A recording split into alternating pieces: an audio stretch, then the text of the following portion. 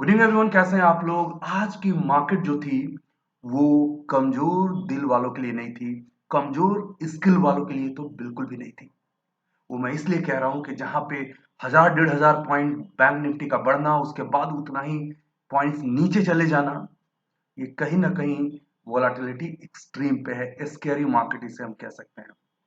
आज साफ साफ ये पता चल गया होगा कि आप एक स्किल्ड ट्रेडर हैं या नहीं हैं। अगर आज आपने पैसा बना लिया होगा, इसका मतलब आप एक स्किल्ड ट्रेडर हैं। और आज अगर आप नहीं बना पाए होंगे और बहुत ज्यादा लॉस कर चुके होंगे, कैपिटल खराब कर चुके होंगे, तो आप बहुत आसानी से अपना डिफीट जो है वो एक्सेप्ट कीजिए और मान लीजिए कि आपके ट्रेडिंग में अभी बहुत काम करने की जरूरत है। आपकी स्किल में, आपकी साइकोलॉजी में बहुत ज्यादा काम करने की जरूरत है। साफ बात।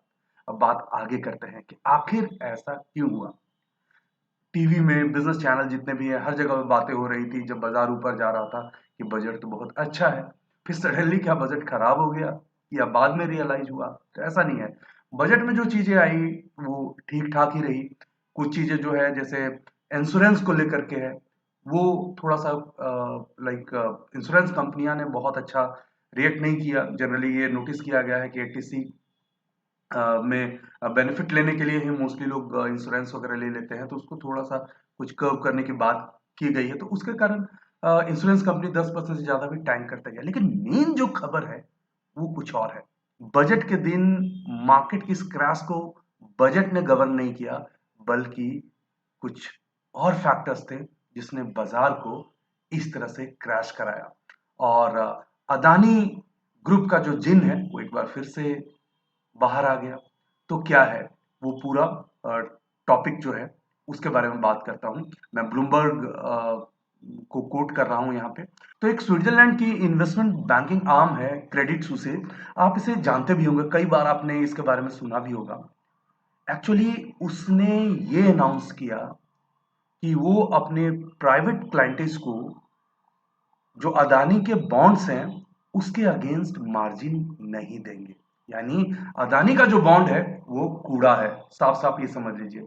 इस ग्रुप का कहना है, पहले ये अपने प्राइवेट क्लाइंटेज को 75% तक की मार्जिन देते थे। लेट्स से 1 करोड़ के वैल्यू का बॉन्ड दिया गया तो उसको 75 लाख रुपीज दिए जाते थे। लेकिन अब है कि उन्होंने इसकी वैल्यू को जीरो मान लिया है क्रेडिट सुसेस ने। तो ये सबसे बड़ा प्रॉब्लम यहाँ पे आता हुआ नजर आ रहा है, क्योंकि हिंडनबर्ग रिसर्च ने यही बात कहा था कि ये पूरी तरीके से इन्फ्लेटेड है। 85% जो इनकी वैल्यू है वो बस इन्फ्लेट की गई है। और उस चीज में ही आगे अब ये देखने को मिल रहा है कि इतना बड़ा इन्वेस्टमेंट बैंकिंग जो फर्म है उसने अपने क्लाइंट्स को अदानी के जो बॉन्ड्स पे है मार्जिन देने से मना कर दिया। एक्चुअल में बात यही था। इसलिए अदानी शेयर्स के बारे में अगर जानेंगे तो बड़ा सुन करके आपको तकलीफ होगा कि 30% के आसपास तक अदानी इंटरप्राइजेज गिरते नजर आया। बाकी भी अदानी ग्रुप के जो शेयर्स थे वो इसी तरह से गिरते नजर आएंगे। और आगे क्या, तो आगे भी और इसमें करेक्शन होने के चांस हो सकते हैं, जब तक कि बहुत अच्छा से क्लैरिटी नहीं मिले।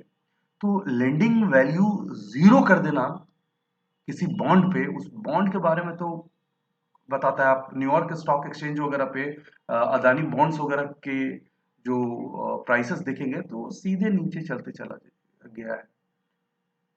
तो बजट तो ठीक ही था, लाइक इन सैलरीड लोगों के लिए, जो इनकम कर रहे हैं उनके लिए ये अच्छा ही था, प्रोग्रेसिव था, अच्छा लगा। लेकिन बात जो थी ऐसा कि निफ्टी में देखेंगे तो 18,000 पे बहुत अच्छा खासा कॉल राइटिंग थी। बैंक निफ्टी में 42,000 पे इतनी अच्छी कॉल राइटिंग थी। तो कहीं ना कहीं मार्केट को तो नीचे ले जाना ही था। और ये खबर आने के बाद किसी को मौका ही नहीं मिला। आज फिर से वही बात हो गई कि 5 रुपए की चीज 450 हो गई, 10 रुपए की चीज 1,000 हो गई। तो यही है। अब इस रिग्रेट में आप जीते हैं तो अलग बात है। लेकिन मेरा ये मानना होता है कि आपने दो चीजें, या तो आपने पैसा बनाया इस बाजार में आज, तो आपने बहुत अच्छा किया, यू आर एक्सलेंट। आपने कुछ भी नहीं बनाया, साइड में रहे, तो आपने और बेहतर किया। क्योंकि वो जो वोलाटिलिटी था उसको आप समझ करके साइड हो गए, तो कॉन्ग्रेचुलेशन। प्रॉब्लम उनका है कि जिन्होंने ओवर ट्रेडिंग कर दी और अपना सब कुछ बर्बाद कर लिया आज। लोग बोलते हैं, जिनसे भी बातें करो सब बताते हैं कि प्रॉफिट्स हो रहा है, लेकिन हकीकत ये है कि 10 में से 9 लोग जो है फ्यूचर एंड ऑप्शंस में ट्रेड करते हैं वो लॉस में है, सेबी का रिकॉर्ड कहता है। तो इसीलिए बहुत लोग हैं जो एक दिन में 1-1.5 लाख का फायदा बताते हैं, और कई बार तो मैं सोचता हूँ कि जो लोग ट्विटर में, इंस्टाग्राम पे करोड़ों का प्रॉफिट दिखाते थे, तो वो लोग फिर कहाँ हैं? वो लोग नजर ही नहीं आ रहे हैं। आखिर जब 90% लोग लॉस में हैं, तो इंस्टाग्राम, ट्विटर पे तो 100% लोग प्रॉफिट ही अपना शो कर रहे थे। तो इसलिए मैं कई बार टेलीग्राम पे, हर जगह पे मैं ये बताते रहता हूँ कि इन सब चीज़ों से दूर रहो। तो वैसे लोगों के प्रति हमें अट्रैक्ट होना चाहिए, उसके बाद ज़रूर कुछ स्किल होगा। ये सब पागल बनाने वाली बात है। सिंपल तो ये चीज़ है कि अगर आपको बेसिक्स करेक्ट है, तो आप पैसा धीरे-धीरे बनाते जाएँगे। आज के मार्केट में जिसने 5,000 बनाया, कल के मार्केट में उसने 5,000 बनाया था, परसों के मार्केट में उसने 5,000 बनाया था, वो बहुत ही बेहतर उस इंडिविजुअल से है जो किसी दिन 1 लाख बनाता है, किसी दिन 1.5 लाख गँवाता है। नेट में उसका लेज़र नेगेटिव होता है। निफ्टी एंड बैंक निफ्टी को लेकर के थोड़ा-सा बात कर लेते हैं। इतनी ज़्यादा वोलेटिलिटी रही है। देखिए ये बैंक निफ्टी, अ, ये बैंक निफ्टी का चार्ट है। तो बैंक निफ्टी का चार्ट में देखिए किस तरह से गैप अप, फिर यहाँ पे यहाँ पे एक रिवर्सल नज़र आया।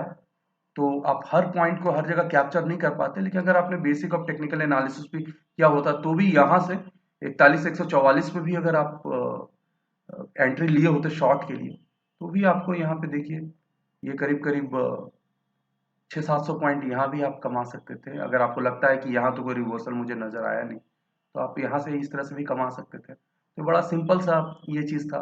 अब कल की ट्रेडिंग डे कैसे लग सकती है उसके बारे में बात करते हैं। निफ्टी का जरा चार्ट देख लेता हूँ। तो निफ्टी का चार्ट में देखिए ये पैटर्न मैंने सुबह में शेयर किया था, एक हल्का सा डिप मिला था, पैसा बना था, फिर यहाँ पे एक छोटा सा डबल बॉटम पैटर्न मुझे छोटे से टाइम फ्रेम में नजर आया था ये, और इसका एक ब्रेकआउट हुआ था तो बहुत अच्छा अपसाइड मिला था, ऊपर गया था। और उसके बाद फिर ये इतना बड़ा फॉल आया, तो कई बारी हो सकता है इस वाले फॉल को आप कैच कर पाए नहीं होंगे या कुछ वैसा होगा, लेकिन यहाँ पे भी अगर आप एक कन्विंसिंगली अगर आपने कैच किया होता, 800 पे भी सेल किया हुआ होता, तो भी आपको यहाँ से भी 370 का लो लगा गया था, तो 500 पॉइंट, 400, 450 पॉइंट तो यहाँ भी मिल सकते थे। तो ये चीज़ है। हालांकि बाद में मार्केट में बात करना थोड़ा सा रिलेटिवली ईजियर हो जाता है कि ये किया होता, वो किया होता। मैंने प्रेफर किया कि थोड़ा सा मैं बाजार से दूर ही रहूंगा। मॉर्निंग में थोड़े ट्रेड्स मेरे अच्छे थे, उसके बाद फिर मैंने इस वाले रैली में उतना ज़्यादा पार्टिसिपेट नहीं किया, डाउन साइड रैली में। लेकिन जो लोगों ने पार्टिसिपेट किया होगा उनके लिए भी बहुत ज़्यादा अपॉर्चुनिटी यहाँ पे था। तो कल का मार्केट मुझे लगता है कि एक चॉपी सेशन कल भी हो सकता है, क्योंकि जिस तरह से लोग आज इसमें ट्रैप हुए होंगे, वो कल किसी तरह से एग्जिट करने की कोशिश करेंगे, कुछ होगा तो चॉपी होगा। लेकिन मुझे ऐसा लगता है कि क्वांटिटी वगैरह थोड़ा सा कम करके ट्रेड कीजिए तो आप बच जाएंगे। देखते देखते बजट भी चला गया, लेकिन ये चीज़ें आएंगी जाएंगी, जो भी है आपका कैपिटल रहा कि नहीं आपके ट्रेडिंग अकाउंट में, वो मैटर करता है। खत्म हो गया होगा, बड़ी दुख की बात है। अगर होगा तो पैसे बन जाएंगे। तो आज के वीडियो में इतना ही। कमेंट सेक्शन में ज़रूर बताइए कि क्या अदानी ग्रुप में आप भी ट्रैप्ड हैं, आपके इन्वेस्टमेंट में अदानी अभी भी है, या अच्छा खासा करेक्शन और हिडनबर्ग रिसर्च की रिपोर्ट के बाद भी आपने ले लिया और अब जाकर रिग्रेट कर रहे हैं। किस तरह का अदानी ग्रुप के साथ अभी आपका इन्वेस्टमेंट है, जरा जरूर शेयर कीजिए ताकि औरों को भी पता चल पाए। आप उनसे फेसबुक, ट्विटर, इंस्टाग्राम पूरा लिंक में कनेक्ट हो सकते हैं। Thanks for watching. वीडियो को लाइक करें, शेयर करें, सब्सक्राइब करें और आने वाले वीडियोस के नोटिफिकेशंस के लिए बेल आइकन को दबाएं।